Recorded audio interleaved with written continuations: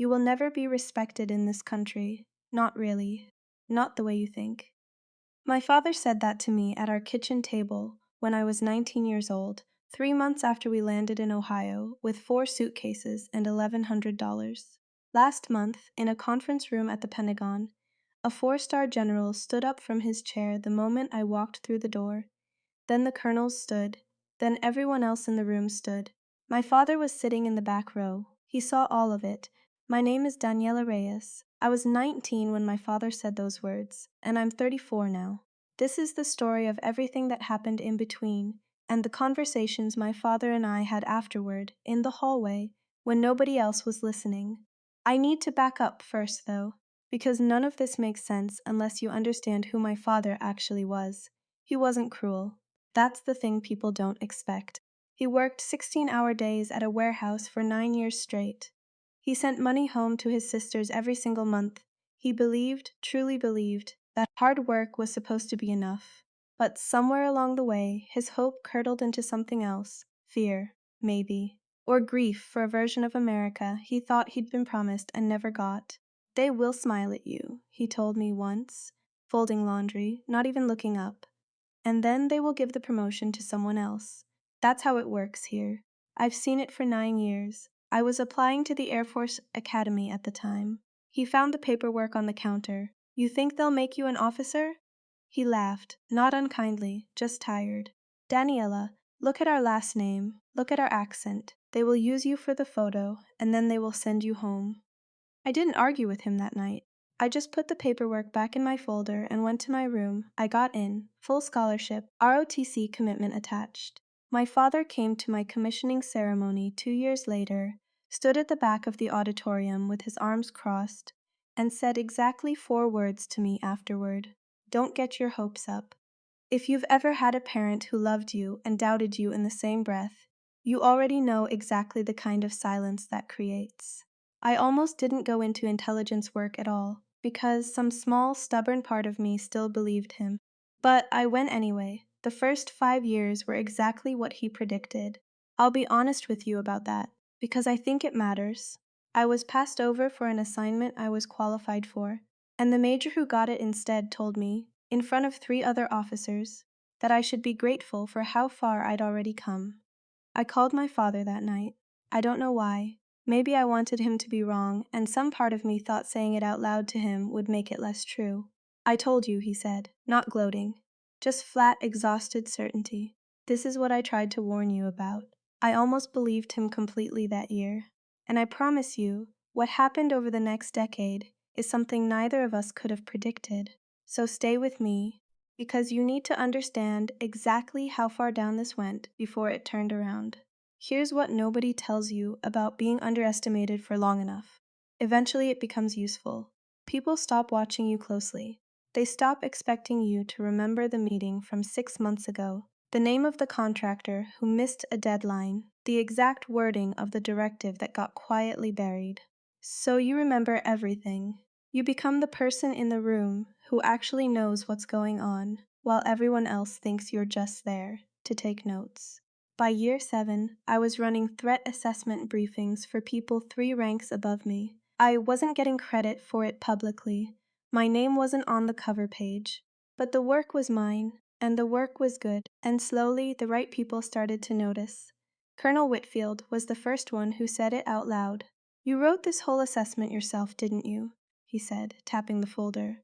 Not a question. Yes, sir. Then why does Halverson's name go on it? I didn't have an answer that wouldn't get me in trouble, so I said nothing. Whitfield just nodded slowly, like he'd already decided something. That's a small moment. It probably doesn't sound like much. But it was the first crack in 9 years of being told I should be grateful for whatever I was handed. Would you have stayed quiet in that meeting? Because for years I did. I want to be honest about that. I wasn't some fearless hero who fought every battle. I picked the ones I thought I could survive. My mother died the year I made major. My father came to the funeral home alone, sat in the front row, and didn't say much to me at all for almost a month afterward. Grief does strange things to people who already struggle to say what they feel. When he finally spoke to me again, it wasn't about my mother, it was about my career. Is this worth it? he asked, sitting at my kitchen table now instead of his. All of this. The hours. Watching them give credit to other people. Is it worth what it's costing you? I don't know yet, I told him, and I meant it. I think that was the most honest conversation we'd had in 15 years. He didn't apologize for what he'd said when I was 19. My father wasn't a man who apologized easily, and I want to be clear about that, because I'm not going to pretend he had some clean redemption arc in that one conversation. He just sat there, quiet, and for the first time, he didn't tell me I was wrong to keep going. I took that as something. It wasn't everything, but it was something. The assignment that changed things came 18 months later, and it came from someone I didn't expect.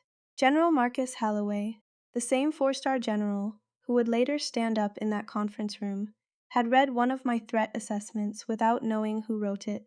He requested a meeting with the analyst behind the Carroll report, assuming, by every account I heard afterward, that he'd be meeting with a man twice my age. I remember walking into his office and watching the half-second of recalibration on his face. I'd seen that look 100 times by then. I knew exactly what it meant. You wrote this, he said, not quite a question, looking at the folder like it might explain itself. Yes, sir. Alone? Yes, sir. He didn't say anything else about it that day. He just asked me 4 more questions about the regional assessment, each one harder than the last, and I answered every single one without checking my notes. I found out 3 weeks later that he'd requested me by name for the task force that would eventually become the centerpiece of my entire career. I still wonder sometimes if he would have given me that chance if he'd known my name and my face before he read my work. I'll never know the answer to that. But I know what I did with the chance once I had it. I'm not going to walk you through every year of the task force because honestly, most of it was 16-hour days and classified briefings I still can't fully describe to you even now. But I want you to understand what it cost. I missed my cousin's wedding. I missed 2 of my godson's birthdays. I was in a hospital waiting room once, for 9 hours, working from a laptop balanced on my knees, while a colleague's family member went through surgery, because the deadline didn't care that I was scared and exhausted too. My father called during that hospital stretch. I almost didn't pick up.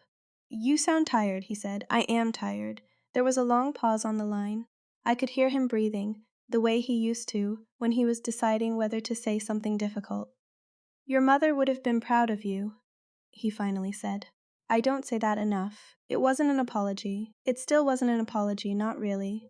But it was the closest he'd come in 15 years, and I sat in that hospital hallway and cried for the first time in longer than I could remember, not because I was sad, but because some old, tired part of me had been waiting that long to hear it. There's one more thing I have to tell you before the ceremony, because it changes how you'll understand everything that came after. 6 months before the promotion, I almost quit. It wasn't the workload. I could handle the workload. I'd been handling it for a decade. It was a meeting where a senior officer, reviewing the task force roster out loud, looked directly at me and asked Whitfield, not me, is she cleared for this level, or is she just here for the language skills? I sat there in full uniform, decorations on my chest that I'd earned the hard way, and I was reduced in front of 11 people to a translator who happened to be in the room. Nobody corrected him, not right away. I went home that night and actually wrote a resignation letter. I got 3 paragraphs in. I want you to understand that I wasn't some unstoppable force who never doubted herself. I sat at my kitchen table, the same kind of table my father used to sit at when he warned me about exactly this, and I thought, maybe he was right after all. Maybe none of it was ever going to be enough. I called my father that night, fully expecting him to say something close to "I told you so." Instead, he asked me one question. Did you make a mistake in your work? Was the man wrong, or was he just rude? He was just rude, I admitted. My work was right. Then the letter is wrong, my father said. Burn the letter. Let the work answer him. I didn't burn it. I deleted it instead, which felt less dramatic but did the job. And I went back in the next morning and said nothing about the comment at all. I just kept working. 3 weeks later, that same senior officer was the one citing my threat assessment, verbatim, in a briefing to people above his own pay grade, without ever acknowledging where it came from. I noticed. Whitfield noticed too. You're not going to say anything. Whitfield asked me afterward, half amused, half genuinely curious. Would it change anything if I did? Probably not yet, he said. But it's coming. I'd bet money on it. He wasn't wrong. People like that senior officer eventually run out of rooms where nobody checks their work. His didn't hold up forever, and when it finally fell apart on an unrelated assessment 8 months later, nobody was surprised, and nobody defended him either. I take no pleasure in saying that. I take a quiet kind of satisfaction in it, which I think is a different thing. The promotion to lead the task force came 2 years after that. With it came a public ceremony, the kind I'd never had before. Full dress uniform, senior staff present, a room full of people whose names I'd only ever seen at the bottom of memos. I invited my father, I almost didn't. Some petty, exhausted part of me wanted him to read about it afterward, the way he'd read about every other milestone from a distance. But my mother was gone, and he was getting older, and I decided I'd rather he see it than hear about it secondhand.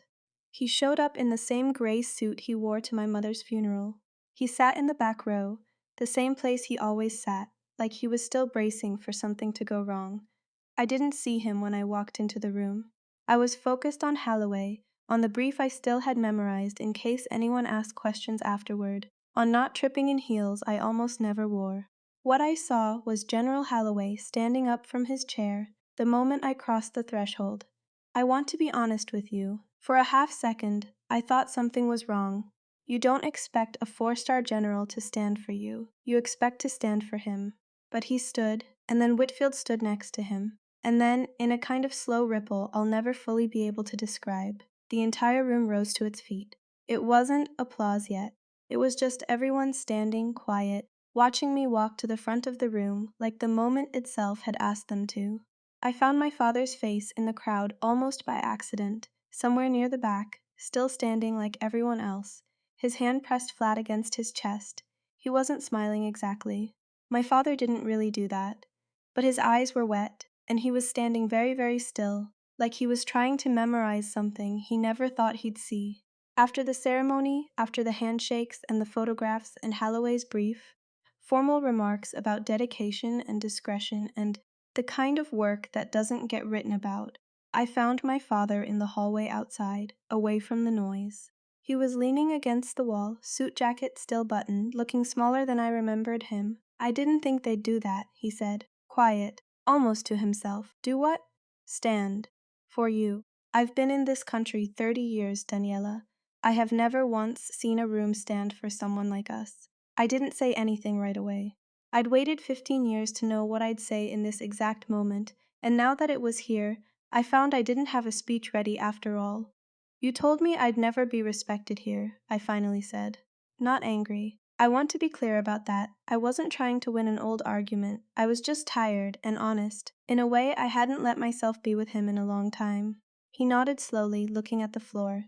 I was wrong, he said. I have never said that to you before. I am saying it now. I was wrong. 3 words I had waited 15 years to hear, and when they finally came, they didn't feel like a victory. They just felt like relief. The kind that comes after you've been carrying something so long, you forgot what it was like to set it down. I wasn't trying to prove you wrong, I told him. I was just trying to do the work.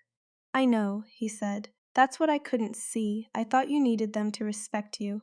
You just needed to be good enough that it didn't matter whether they did. I think that's the truest thing my father has ever said to me.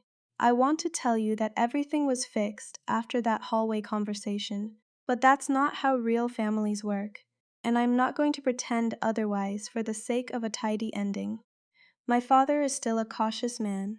He still tells my younger cousins to keep their expectations low, because some fears don't disappear just because one room stood up one afternoon. But he calls me now, just to talk, not just when something's gone wrong. He keeps a photo from that ceremony on his refrigerator next to one of my mother.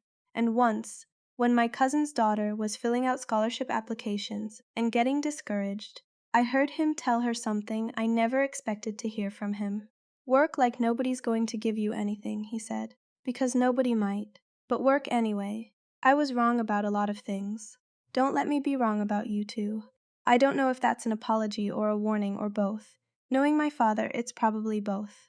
I still think about that kitchen table sometimes. 19 years old, 4 suitcases, $1,100, and a father who genuinely believed he was protecting me by lowering what I expected from the world. He wasn't wrong that the world can be exactly as hard as he warned me it would be. He was wrong that hardness was the whole story. I don't know if I ever would have pushed as hard as I did if he hadn't doubted me first. Maybe his doubt was its own strange kind of fuel. I've made peace with not knowing the answer to that.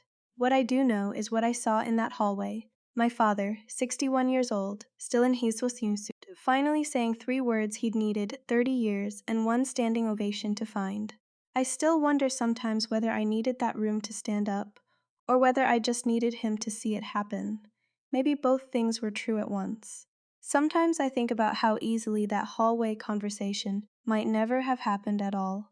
If I'd quit the night I wrote that resignation letter, if Holloway had never picked up that one unsigned report, if my father hadn't called, that one night, with exactly the right question instead of the speech I was bracing for.